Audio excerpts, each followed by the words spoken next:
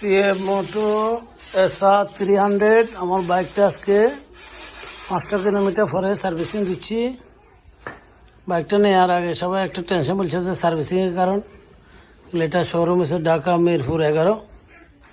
কিন্তু আমি আসি বাইকটা নেওয়ার পরে আমার বাড়ি এসে যে ফেনী মুড়ি ব্রিজ। তো ঢাকা যাওয়া সম্ভব নয় যে এখানে সার্ভিসিং করা। এই জন্য সিএফ মোটর বলছি, ওনারা লোক পাঠিয়ে দিয়েছে ঢাকা থেকে। আজকে আমার বাইকটা সার্ভিসিং হচ্ছে আমার গ্রামের বাড়িতে।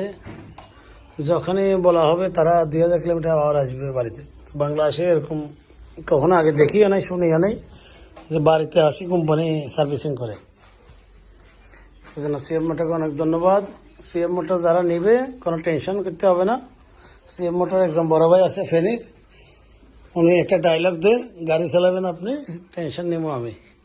তো ওনার ধন্যবাদ যে উনি আসলে টেনশন নিছে, কথা দিয়ে কথা রাখছে। ধন্যবাদ বড় ভাইকে।